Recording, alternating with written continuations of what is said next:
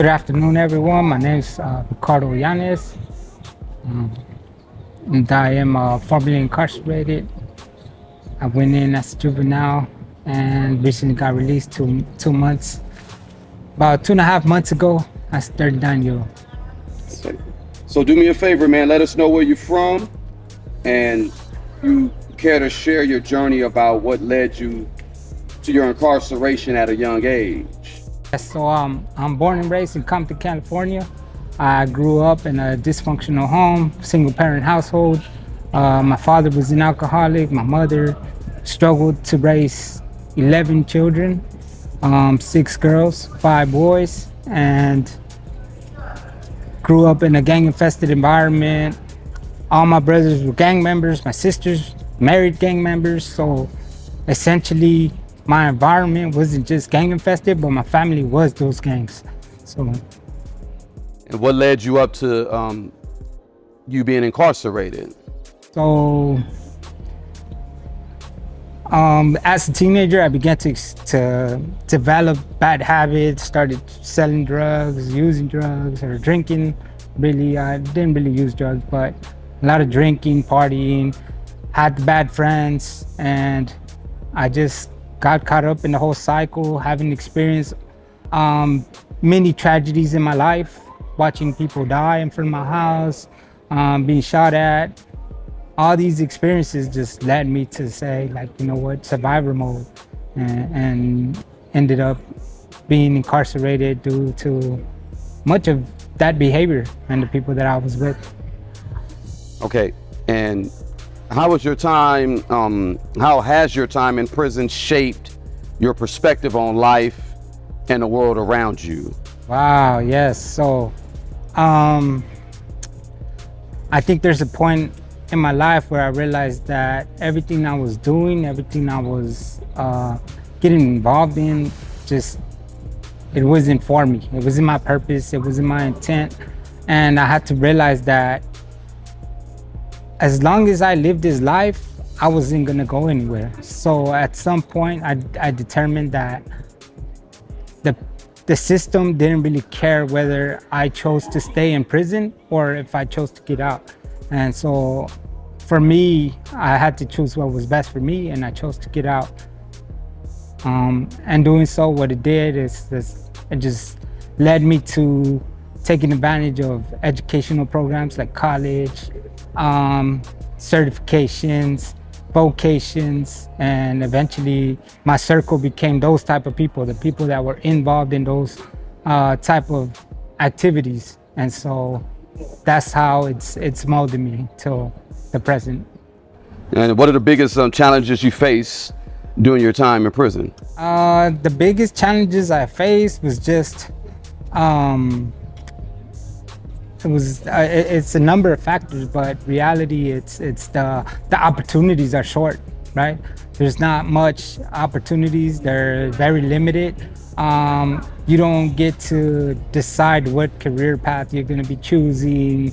It's just like one way, right? We're limited to a degree, let's say, in communications, and everybody has to take communications. You don't get to choose, like, oh, you could take business, you could take this or that, and whatever it is. And some prisons, they don't have college, they don't have enough slots for everyone. So that's another aspect of it. Another thing, it's challenging yourself. It's the environment that you're in. You never know what's going to happen. It could be riots going on. The officer might come in with a messed up attitude today and might take it out on you. So Yeah. you don't know it's unpredictable.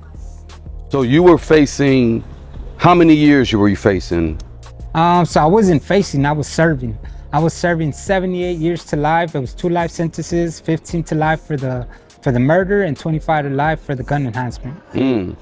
So your attitude when you first came in, you were like, you're never getting out. How did you think about it? Absolutely. So at first I was pretty hopeful the first couple of years. I was thinking, you know what, the appeal is gonna go through. So I waited, but in reality, most of my waiting happened in the hole, because my first 8 months in prison, I ended up in the hole. So while I was waiting there, um, I was just thinking, okay, the judge is gonna look at my case, they're gonna realize they made a mistake, and I'll be out.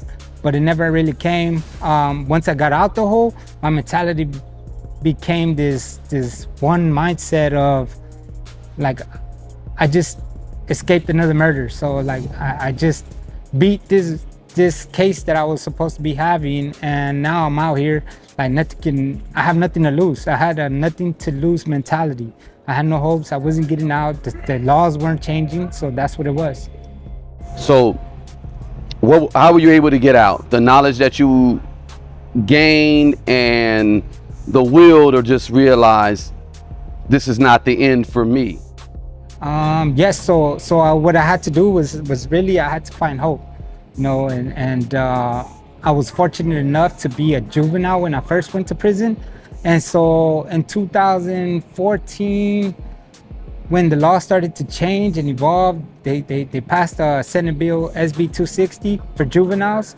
And I remember this guy came into our prison, and he pulled all the juveniles out into this little circle, and he spoke to each one of us, and he said, "What's your sentence?" He said, "No more, no mas. You're going home. You're going home. You're going home."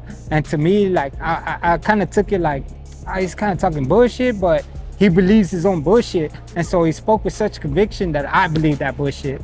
And so it took a while, but eventually with years, I started to move in the same direction and be like, yeah, I'm gonna get out of here. Yeah, that's what's up. Now what year did you go in? That had to have been early 2000? Yes, so that was 2002. 2002. Yes. So tell me you're into hip hop, right? Yes. Who's some of your favorite rap groups, hip hop songs? Who are your favorite rap artists? Man, so really my favorite rap artist was Too Short. I always listened to Too Short. I grew up on that. I thought I was like this little pimp, and I thought I was cool like that. And then Tupac and Ice Cube, the West Side Connection was out, Dub C with the Mad Circle, all that. That was me. And Easy with Real Motherfuckers G's came out. You got Dr. Dre and all them. So that was all I listened to. That and oldies and shit. There you go. So what was the last song you can remember that was out, that was playing before you got incarcerated? Before I got incarcerated, the last song, man. What was you hearing on the radio? I want to say that was like probably between Snoop Dogg's. It was I think it was called Top Dog. That Down for My. That's what it was. Yes. Yeah. Okay. And then coming out, how do you feel about the music now, man? How do I feel about the music now? In reality, I mean, I don't really connect with it as much, and maybe it's just not for me. I'm not sure, but I just don't see the connection, and so I gravitate to something else now. Yeah, there you go. Okay, so how do you plan to reintegrate into society now that you are out of greater confinement? So the plan is just to do, right? Like, don't hesitate, just do. So right now, that's what it is. I'm rolling out my plan. I visualize what it is that I wanted, and I'm just going for it. I already signed up for college. I'm doing that now. Enrolled for the fall to start dorm living and doing another college. And so that's what it is. Just pursue it. Don't hesitate. Yeah.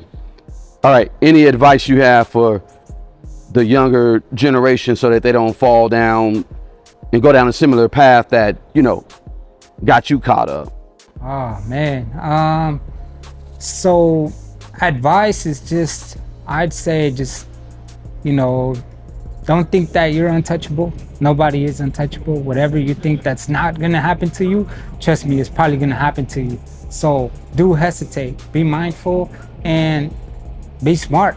Be smart, don't waste your time. That shit was a waste of time for me. So I lost 23 years, don't do the same. What is it that you do as far as like community help? Like you were telling me, the crocheting and stuff like, Yes. So I always volunteer with nonprofits. I'm beginning my nonprofit, so this is how I hope to gain my knowledge and experience. My nonprofit is called SOCS, We are formerly incarcerated individuals and incarcerated individuals.